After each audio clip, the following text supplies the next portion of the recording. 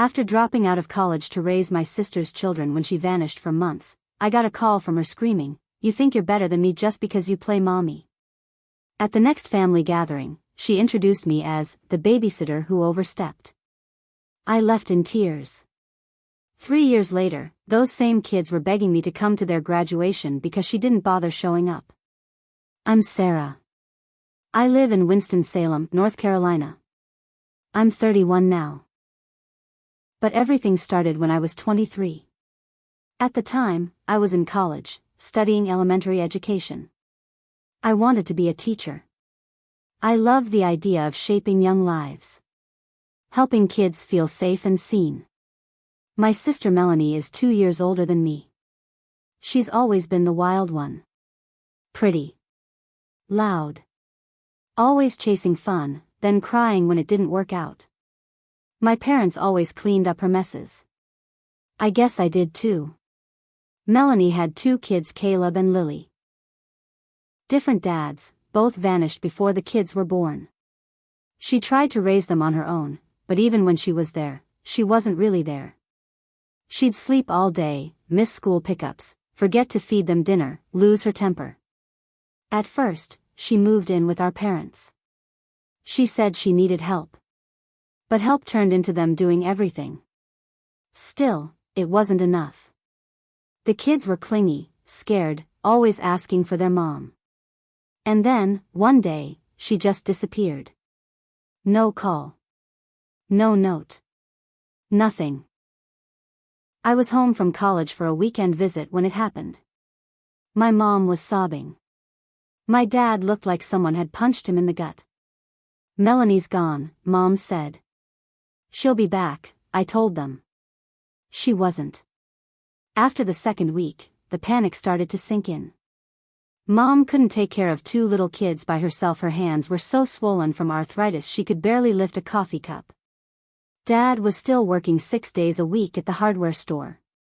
Someone had to do something.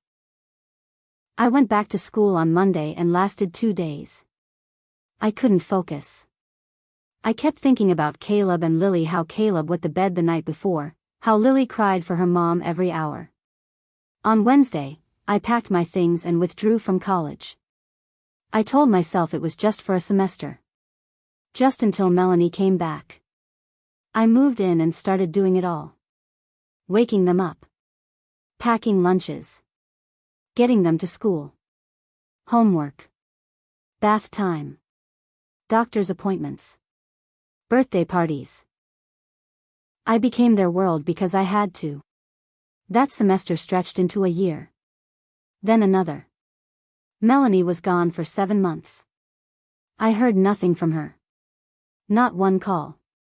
Not one email. Then out of nowhere at 2:14 in the morning I got a phone call. Unknown number. I answered, heart racing. "You think you're better than me just because you play mommy now?" Melanie's voice blasted through the speaker.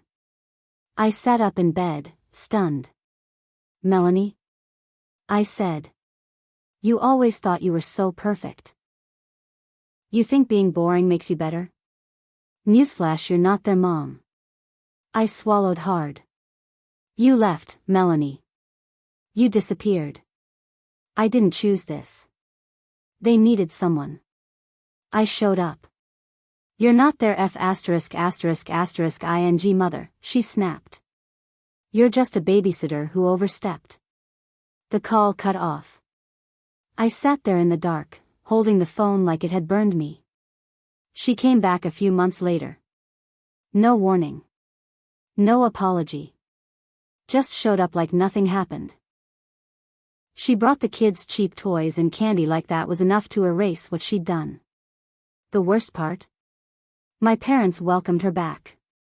They were so relieved she was alive they didn't even ask where she'd been. I tried to stay calm. I tried to step back. I thought maybe if I gave her space, she'd try harder. Then came Grandma's 80th birthday. Big family party. Relatives I hadn't seen in a decade. I was standing next to Melanie while she talked to some cousins. They asked about the kids, how they were doing, who was helping. Melanie laughed and said, "Oh, Sarah? She's just the babysitter who overstepped. I blinked, not sure I heard her right. She kept talking like it was a joke. But I saw the look in her eyes. She meant it. I left the party without saying a word.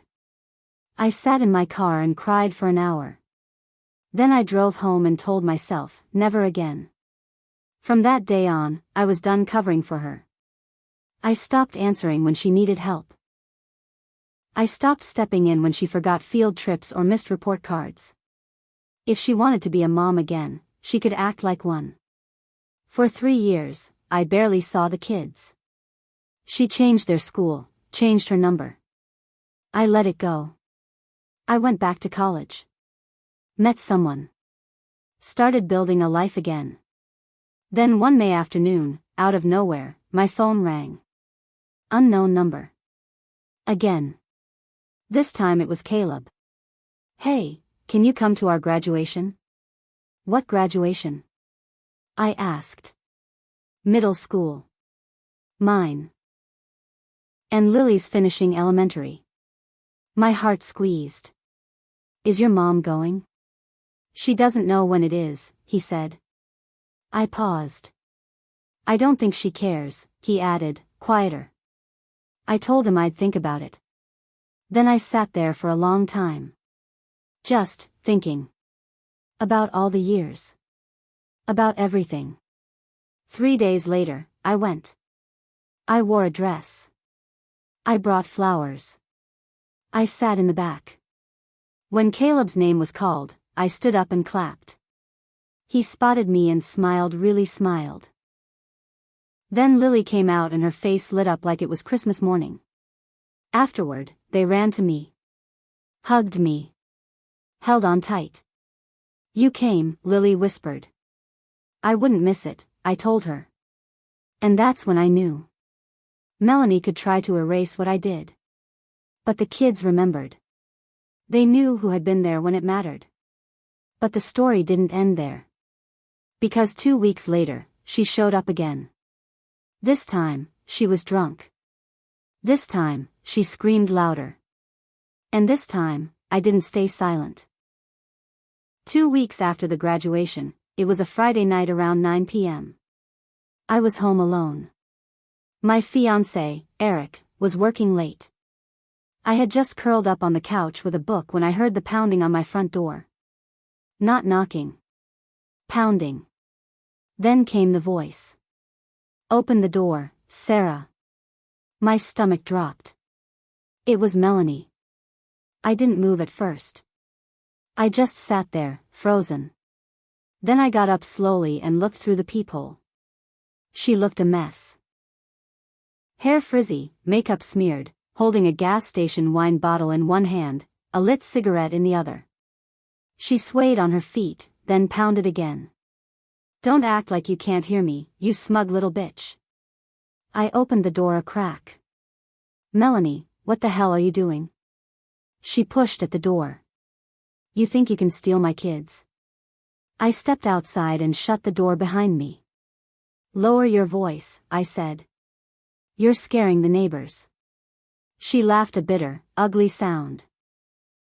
They called you to their graduation? Wow. That's how far you'll go to make me look like the bad guy, huh? They asked me, I said. Because you forgot about it. She stepped closer, reeking of alcohol. You're obsessed with them. It's creepy. You're not their mom. You'll never be their mom. No, I said, shaking, I'm not. But when you vanished, I stepped up. You don't get to act like none of that happened.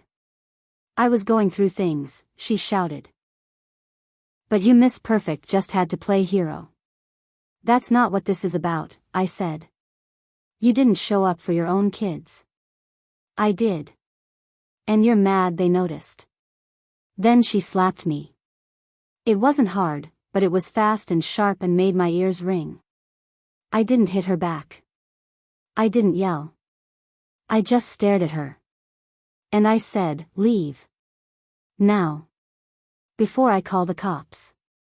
She stood there for a second, breathing hard, her eyes wild. Then she turned, staggered to her car, and peeled out of the driveway. I called Eric, told him everything.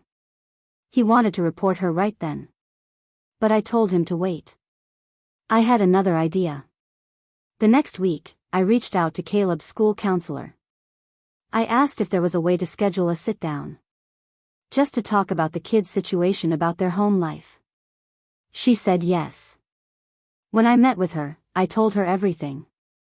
Not to get Melanie in trouble, but because I was tired of pretending things were okay when they weren't. Then I filed a report with Child Services. Quietly. Carefully. I gave them names, dates, school absences. Medical records. They opened a case. Within a month, things started moving fast. A social worker visited their house. Melanie called me screaming again. Left voicemails. Threats. She blamed me for trying to get her kids taken away. But I didn't respond. Then Caleb called me one night. He was crying. Mom was yelling again, he said. She told Lily she wished she never had us.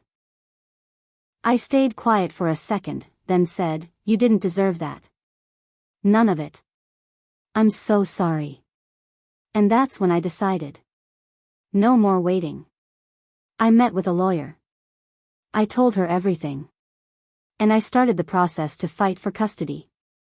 The decision to file for custody wasn't easy. I had no illusions about how complicated it would be. Melanie was still their legal mother. I wasn't. But I had history. Years of it. And I had the truth on my side. The lawyer, her name was Erin, listened carefully. She didn't promise anything. This won't be quick, she warned. And it won't be clean. But from what you've told me, there's a strong case here if the kids are willing to speak up. That was the hard part. I didn't want to drag Caleb and Lily into a courtroom. I didn't want them to choose sides. But I also knew they were already living in chaos. If I stayed silent, I was just letting it keep happening. So I sat down with them. Both of them. We met at a diner they liked, neutral ground. They ordered milkshakes. I didn't say anything until they were halfway through. "I need to ask you something serious," I said. They both looked at me. "I talked to someone about custody," I said. "About making sure you both have a stable place to live. Not back then, now. Because they're not okay." They didn't speak for a moment. Caleb looked down at his milkshake. Lily picked at a paper napkin. Then Caleb said, "Would we live with you?" "If that's what you want," I said. "Only if you want." Lily looked up. "Will Mom be mad?" I sighed. "She might. But you wouldn't be doing anything wrong. You'd just be telling the truth." Then Lily whispered, "I want to live with you." Caleb nodded slowly.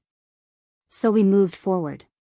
The court appointed a guardian ad litem, someone neutral, someone who'd talk to the kids and report back. Melanie, of course, blew up. The minute she got served, she posted a long rant on Facebook, claiming I was trying to steal her children and destroy her life. Then she started calling everyone in the family.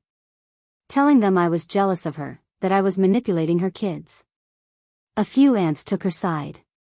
One even messaged me saying, "You should be ashamed." But not everyone believed her. My uncle Gary, he used to be a cop, called me privately and said, "I remember when she disappeared. We all do. You're not crazy." The investigation moved fast. The guardian interviewed the kids, school staff, even the pediatrician. Melanie missed 2 appointments, showed up drunk to the 3rd. I didn't gloat. I didn't celebrate. I just waited. One night, about a month before the court hearing, Caleb called me. He was whispering. "She left again," he said. "We don't know where she is. It's been 2 days." I almost dropped the phone. I called the caseworker.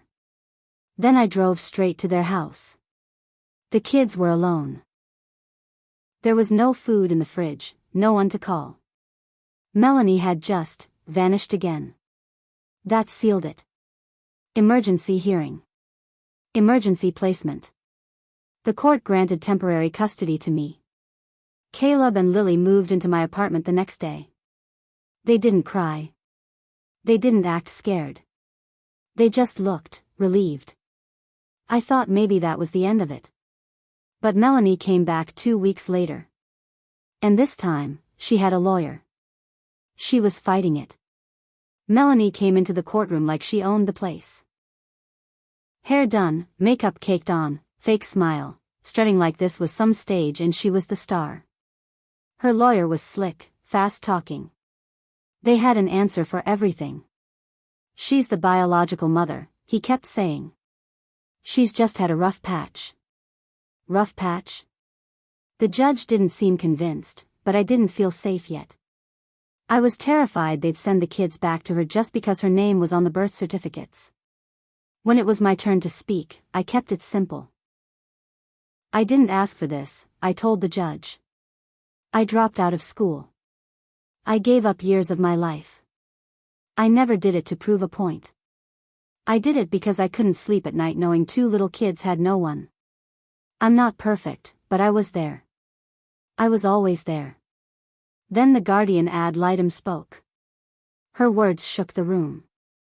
In my interview with Lily, she said, the child asked me if she'd be punished for saying she didn't want to live with her mom. She was scared. There was a silence so thick it hurt.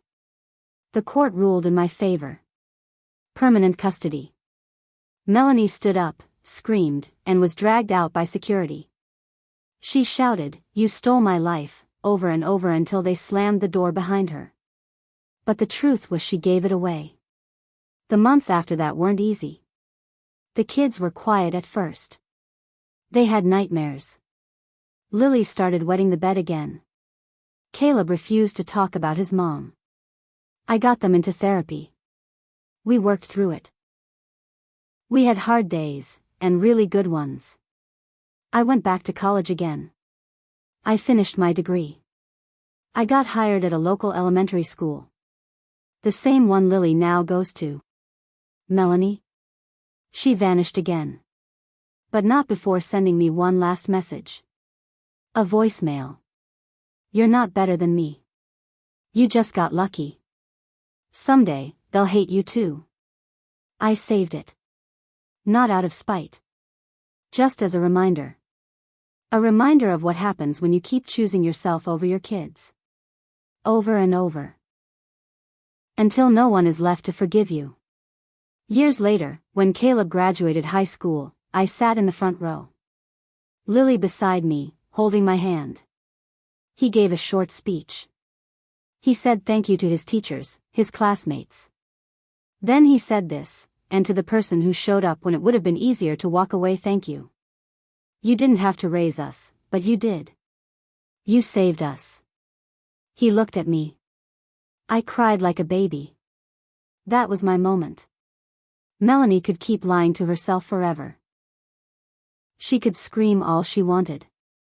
But I had the truth. I had those kids. And I had peace. That was my revenge. And it was everything.